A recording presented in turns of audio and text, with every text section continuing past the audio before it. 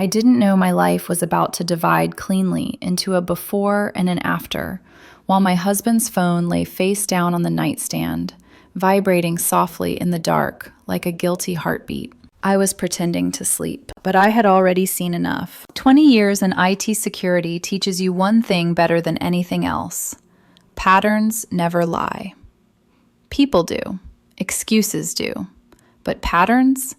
They tell the truth every single time. The phone buzzed again. And again? Not the sharp vibration of a late-night emergency. Not the careless buzz of a group chat winding down. This was rhythmic, intentional, familiar.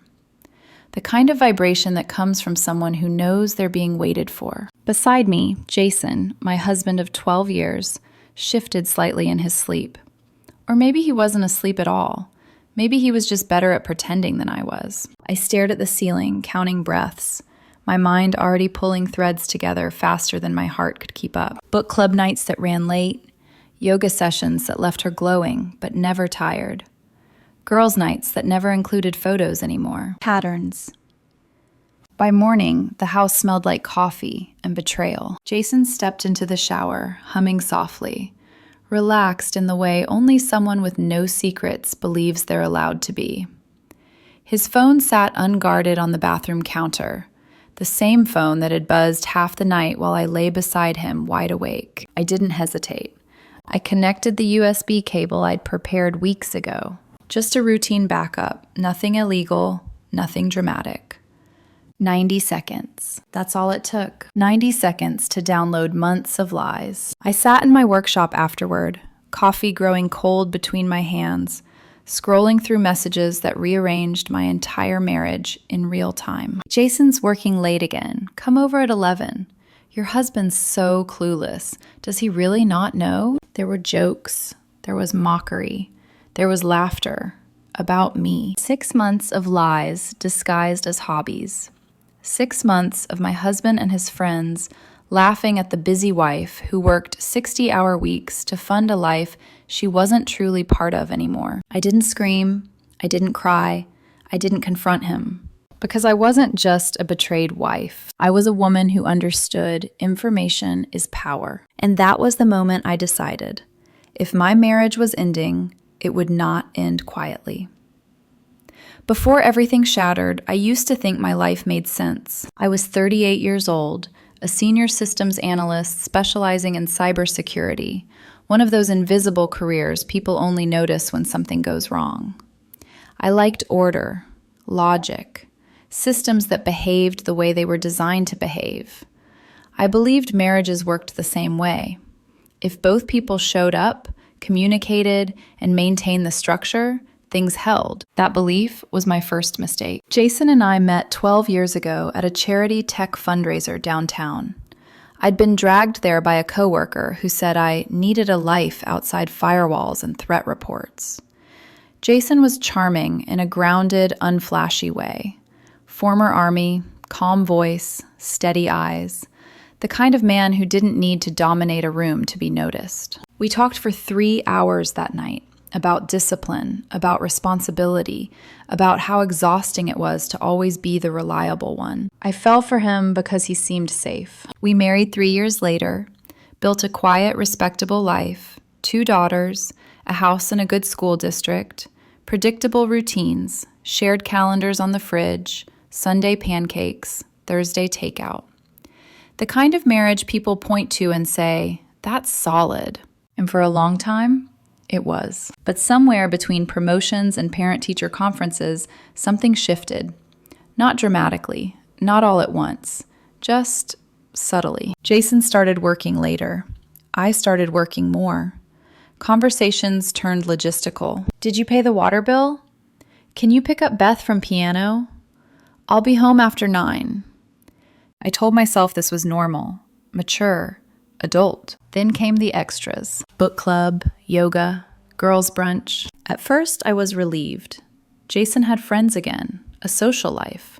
I encouraged it, even defended it when my mother raised an eyebrow and asked why book club met 3 times a week. Let him have something for himself, I said. I ignored how rarely he talked about what he was reading, how yoga clothes stayed pristine, how his phone never left his side anymore, but was always face down. The first real warning came 6 months ago. The night he laughed at something on his phone and turned the screen away when I walked into the room. "What's funny?" I asked lightly. "Just Tara," he said. "Group chat stuff." Tara. Aaron. His new emotional orbit. They were always around, always supportive of Jason, always subtly critical of me.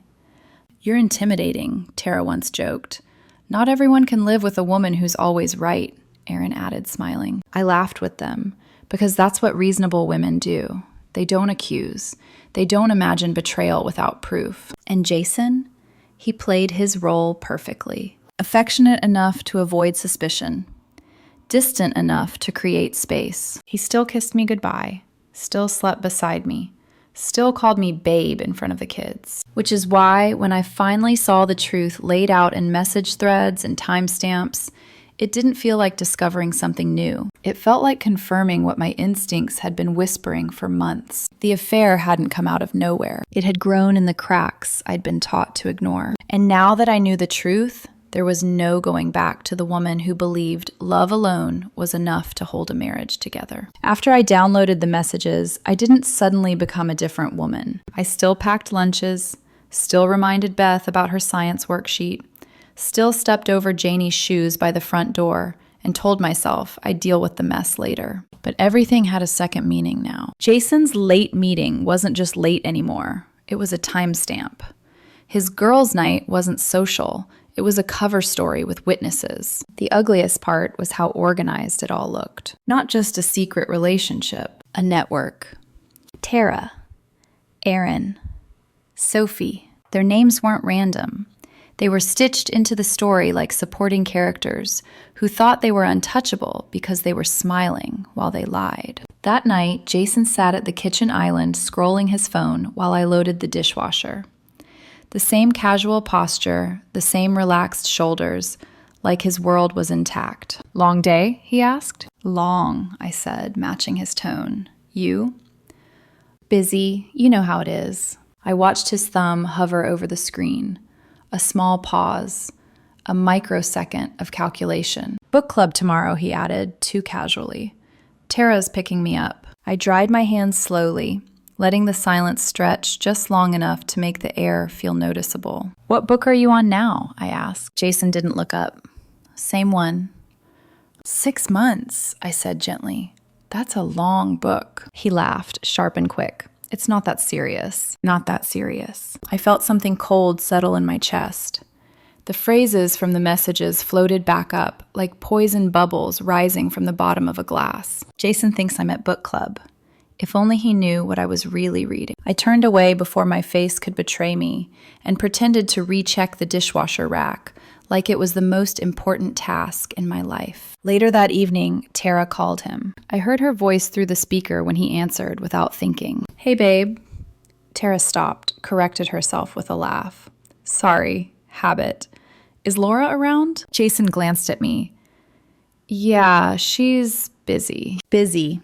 As if my existence was an inconvenience. Tara's voice dipped into that sweet, fake concern tone she used when she wanted to sound like she cared, while actually pushing a narrative. "Well, don't let her stress you out. You've been doing so much lately. You deserve to have fun." Jason smiled at his phone, a private little grin. "I'm fine," he said. "She just doesn't get it." "Of course she doesn't," Tara replied smoothly. "She's always been intense." There it was again. The word they used like a diagnosis. Intense. Not hardworking, not responsible, not carrying the family's stability on my back. Just intense. When Jason ended the call, he slid the phone face down again. An instinctual move, like muscle memory. I sat on the couch, legs folded beneath me, and asked quietly, "What was that about?" "Nothing," he said, too fast. I nodded once. "Okay." He exhaled like he'd won something, like I was predictable. That was the moment I realized he wasn't just cheating on me. He was confident he could manage me. Over the next few days, every small detail became louder. A notification he cleared too quickly, a shower that ran longer than usual, a new cologne that didn't belong in our bathroom cabinet. And then, Sophie's name started appearing in places it shouldn't. Not on Jason's phone. Not openly. But in the way Jason suddenly started talking about downtown more. That new hotel near the freeway? People say it's nice, he said one night, like it was trivia. I kept my eyes on Beth's homework. Since when do you care about hotels? He shrugged. Just heard about it. He heard about it. From who? From Sophie, the woman with the red Tesla and the confident smile in her LinkedIn photo.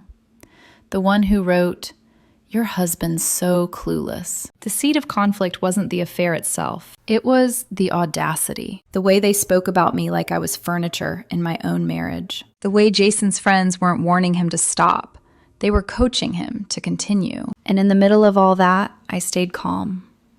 Not because I wasn't breaking, because I was collecting, because I'd learned a long time ago that when people think you're powerless, they get careless. And careless people leave trails. The moment everything crossed from suspicion into something irreversible didn't come with screaming or shattered plates. It came quietly. On a Thursday night, Jason stood in the doorway, tightening his watch, already halfway gone. "Book club ran late last time," he said, not looking at me. "Might be the same tonight." I was sitting at the dining table, my laptop open but untouched, pretending to review a security audit that I already knew by heart. "Good luck," I said. "Hope the discussion's stimulating." He smiled faintly, kissed the top of my head, and walked out. The door closed behind him with a soft click. I waited 10 minutes. Then I moved. The garage camera I'd installed earlier that week blinked to life on my tablet. Perfectly legal, perfectly positioned. My property, my right. At 10:47 p.m., Jason's car pulled in. At 10:52, a red Tesla followed. My pulse didn't spike. My hands didn't shake. That scared me more than anything else. I watched the Tesla door open. Sophie stepped out like she belonged there, tall, relaxed, wearing jeans that cost more than our grocery bill.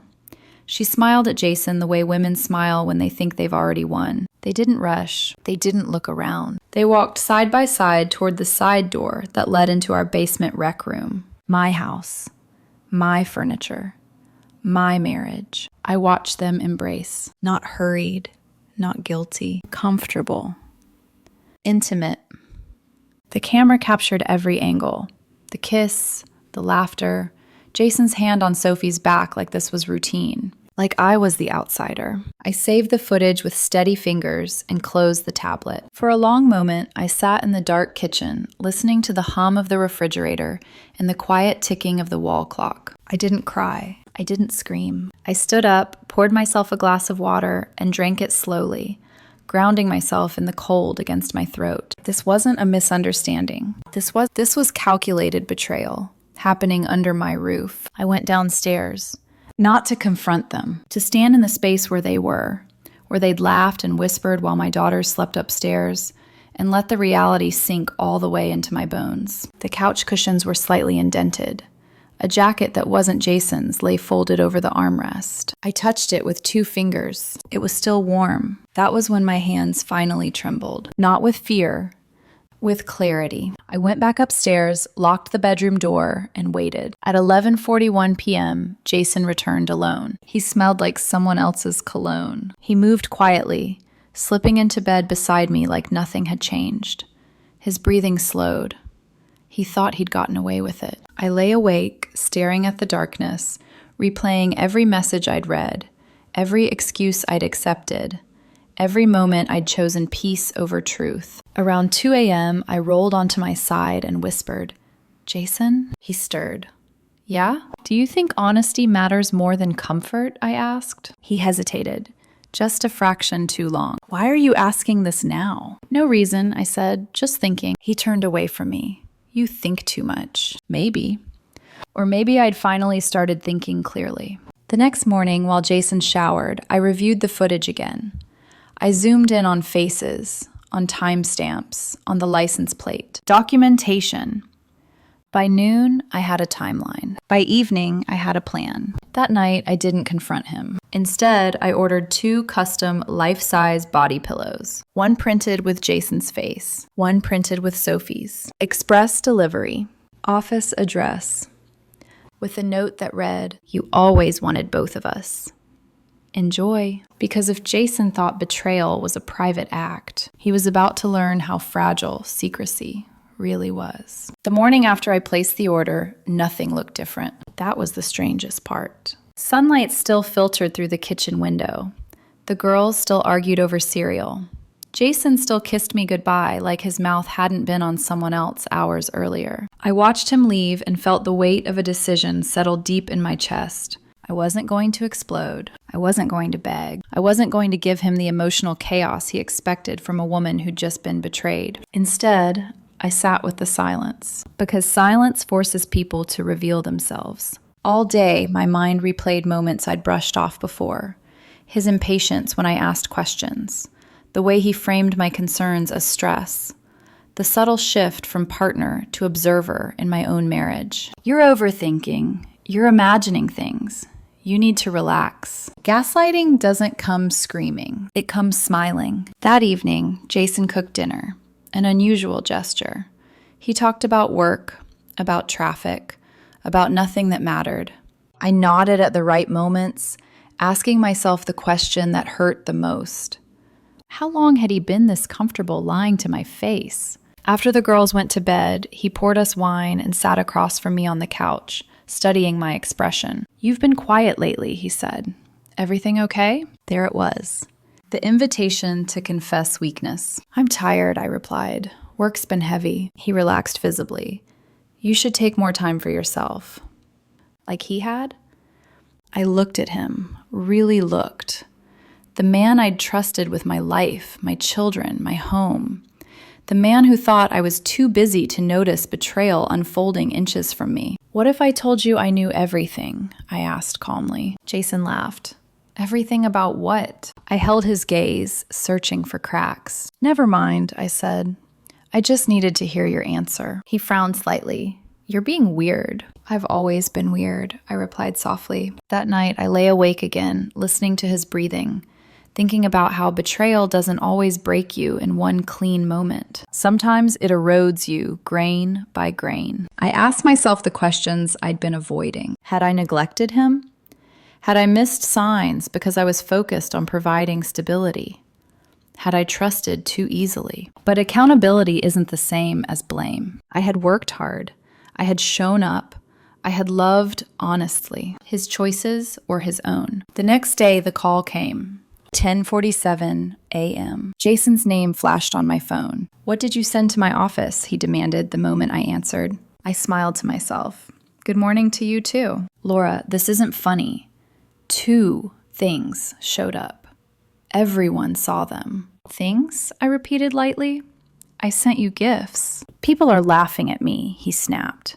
"My boss pulled me aside. Tara won't stop texting. What were you thinking?" I leaned back in my chair, savoring the shift. "What I've always thought," I said, "that honesty should be visible." There was a long silence. "You're going to regret this," he said finally, his voice cold. "Maybe," I replied, "but not as much as you regret underestimating me." He hung up. Minutes later, my phone buzzed again, notifications flooding in. Jason was posting. Instagram, Facebook. Stories dripping with victimhood. When your wife's insecurity reaches new lows. Some men can't handle a strong, independent woman. Toxic masculinity at its finest. The irony was almost impressive. His friends piled on quickly. Tara, Aaron, all the familiar voices reframing betrayal as empowerment. I took screenshots of everything. Because feelings fade, but evidence doesn't. That night, as Jason slept on the couch to give me space, I sat in my workshop organizing files, messages, footage, timelines. I wasn't reacting emotionally anymore. I was transitioning from wife to witness. Once the silence broke, it didn't shatter gently, it detonated. By Friday morning, Jason's narrative had solidified online, clean, curated, and painfully familiar. He wasn't a cheating husband anymore. He was a misunderstood man, trapped in a marriage with a controlling, emotionally unstable wife. I watched the story take shape in real time. Tara shared his post with a caption about emotional abuse that no one talks about. Aaron chimed in with a long comment about male victims and toxic expectations. Coworkers I'd never met before liked and commented, validating a version of Jason that conveniently excluded 6 months of deception. Jason came home that evening energized in a way I hadn't seen in months. "They support me," he said, pacing the living room. "People see what you're doing." "What am I doing?" I asked calmly, folding laundry. "Humiliating me, stalking me, trying to control my life." I looked up at him. "Is that what you call bringing another woman into our house?" His jaw tightened. "You're twisting things." "No," I said quietly. "I'm documenting them." That word landed hard. Jason stopped pacing. "You think you're so smart. You think because you work with systems, you can run people's lives." "I'm not running anyone's life," I replied. "You are. I'm just keeping records." He laughed sharply. "You don't scare me." But his eyes betrayed him. That night, he didn't come to bed. Saturday escalated things further. Jason announced he was staying with friends for a few days to cool things down.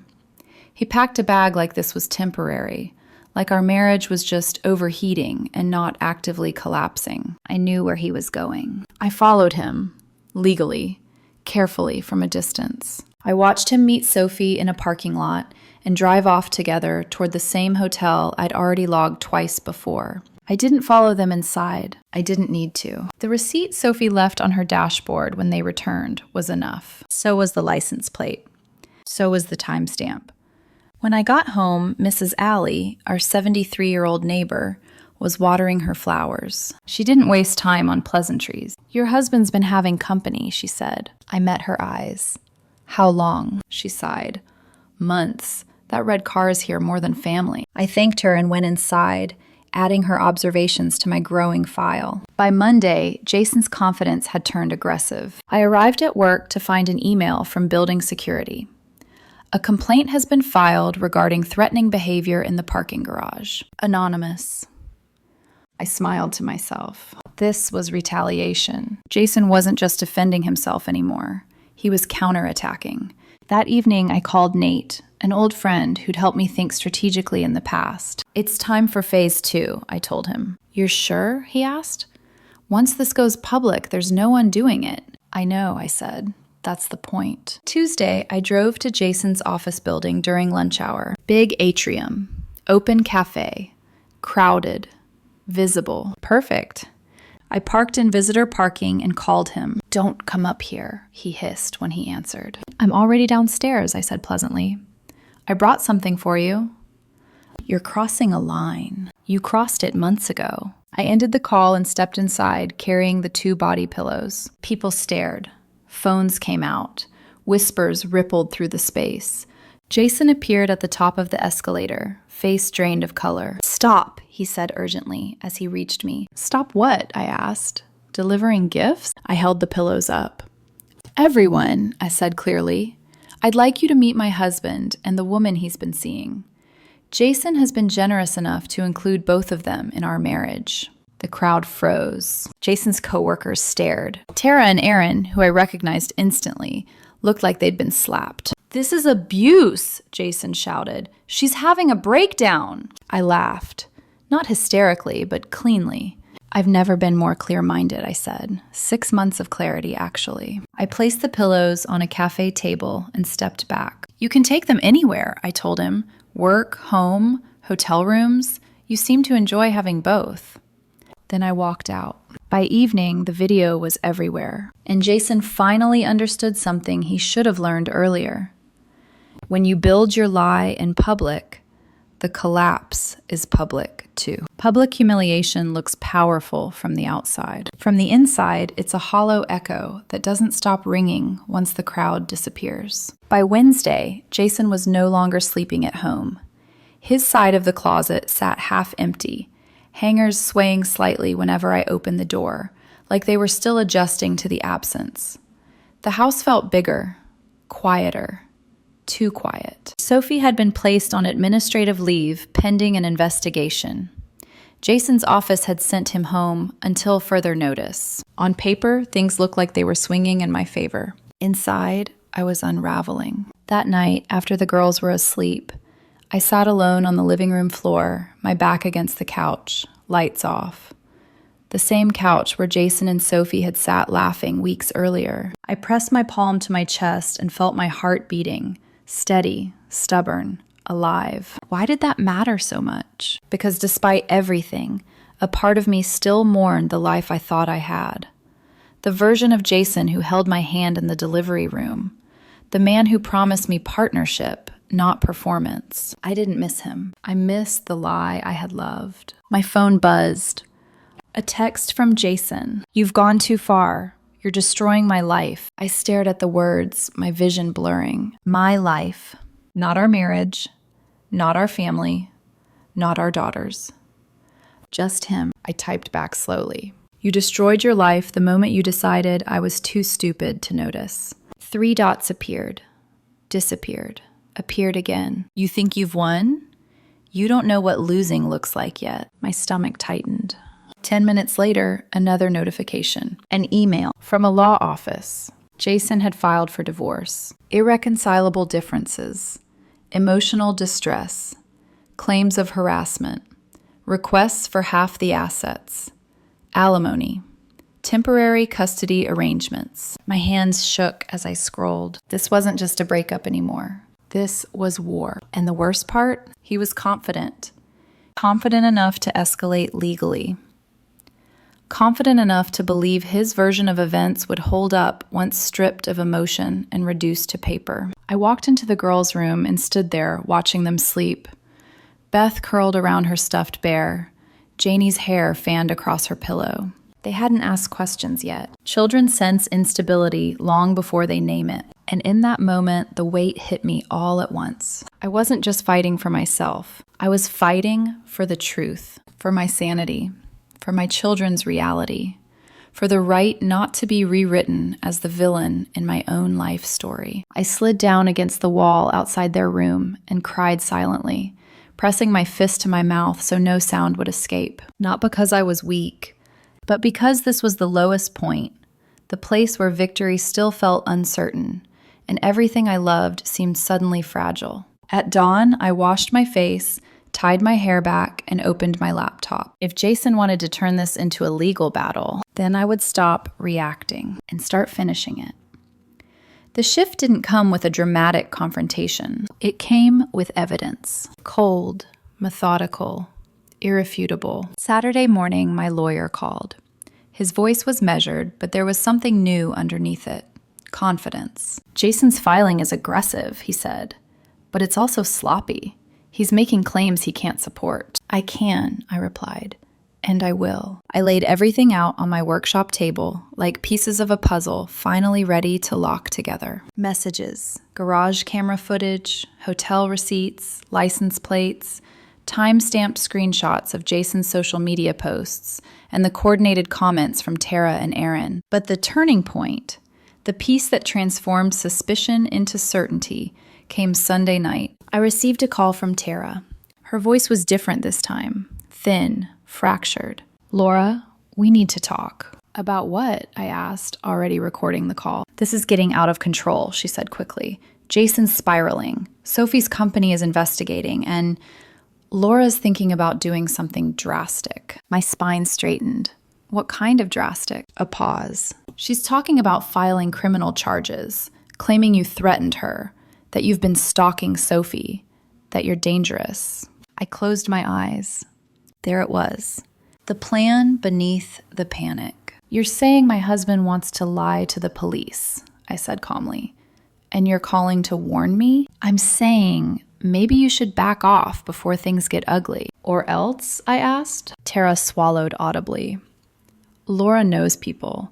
She thinks she can make it stick long enough to gain leverage in the divorce." I thanked her, ended the call, and saved the recording. That was the moment everything clicked into place. This wasn't just infidelity. It was conspiracy. Monday morning, I delivered the full file to my lawyer. "This," he said, after reviewing the recording, "changes everything." We filed a counterclaim by noon. Infidelity with documentation, defamation, attempted false reporting, witness tampering. Jason's restraining order request collapsed under its own weight.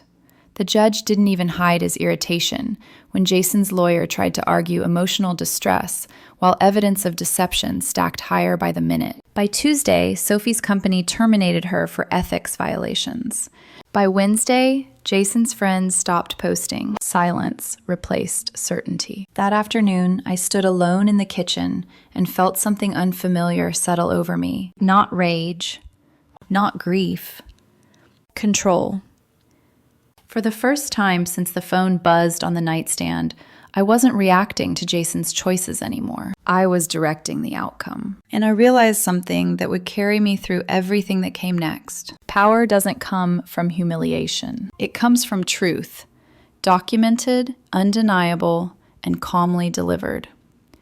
I closed my laptop, picked up my keys, and went to get my daughters from school, because the next phase wasn't about destroying Jason. It was about letting consequences do their work. Consequences don't arrive all at once. They trickle in, quiet at first, then suddenly they're everywhere. By Thursday morning, Jason's world was collapsing in ways no angry confrontation could have achieved. His employer placed him on indefinite leave, pending an internal review. Optics, they said. Conduct concerns. The same people who had once laughed at his jokes now avoided his name altogether. Sophie disappeared first. I heard through my lawyer that she'd packed up her apartment overnight, terminated her lease early, and driven out of state. Ohio, apparently. Back to her parents' house. A grown woman retreating to childhood because she'd mistaken secrecy for invincibility. Jason's friends followed. Tara deleted her social media accounts without warning. Aaron stopped answering messages. The echo chamber went silent once it realized screenshots don't forget. The divorce hearings moved quickly after that. The judge was thorough, methodical, unimpressed by dramatics. Jason's lawyer tried once more to paint me as unstable. Then my lawyer placed the evidence on the table. Hotel receipts, garage footage, text threads, the recorded call outlining plans to file false charges. The room changed. Jason didn't look at me.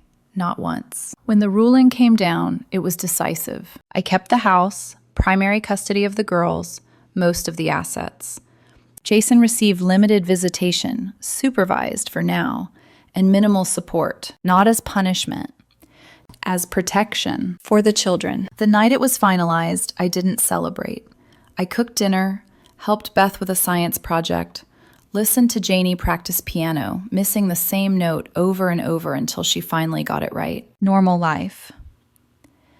The life Jason had gambled away for something temporary. 6 months later, I ran into him at the grocery store. He looked smaller, older, like someone who'd learned too late that shortcuts cost more than endurance. "Laura," he said quietly. "Jason." We stood there, two strangers connected by history and children. "Do you ever regret it?" he asked. "What you did?" I thought carefully before answering. "Do you ever regret what you did to us?" He didn't reply. "I regret that it came to this," I said, "but I don't regret choosing to survive." He nodded once and walked away. That night, as I tucked Janie into bed, she asked softly, "Mom, are you happy now?" I smiled and kissed her forehead. "Yes," I said, "I am." And for the first time in a very long while, I knew it was true. The house didn't feel empty anymore. It felt clean. Not spotless. Life with 2 children never is, but honest. The kind of clean that comes from removing what was poisoning the air, rather than scrubbing harder around it. Mornings became quieter, not lonely, intentional.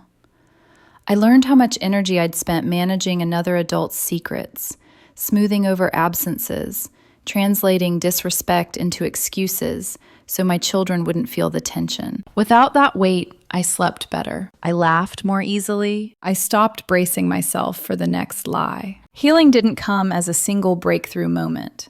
It arrived in fragments. The first night, I cooked dinner without checking my phone. The first weekend, I planned something just for myself without guilt. The first time I realized I hadn't thought about Jason, or Sophie, or Tara, or Aaron for an entire day. People like to romanticize forgiveness. They talk about it as if it's a moral obligation, something you owe the person who hurt you. I learned something different. Forgiveness isn't a gift you give to someone else. It's a boundary you give yourself. I didn't forgive Jason because he apologized. He never really did. I forgave him because I refused to carry his choices any further into my future. What stayed with me wasn't the humiliation or even the anger. It was the lesson that love without honesty is just performance. That trust isn't blind, it's earned daily through consistency. And that being strong doesn't mean staying quiet to keep the peace. Sometimes strength is choosing truth, even when it burns everything down, especially then. One evening, months later, I stood in my workshop, the same place where I'd first scrolled through those messages with cold coffee in my hands. The shelves were reorganized, the clutter cleared out. I took down the framed photo I'd kept, not as a trophy, but as a reminder, not of revenge, of awakening. I put it away in a box and closed the lid because I didn't need it anymore. My daughters were in the living room laughing over a movie, the sound light and unforced. The future wasn't perfect. It wasn't guaranteed, but it was mine. And that was the real victory. Not humiliation, not punishment, survival, truth, and the quiet power of a woman who refused to disappear to make someone else comfortable.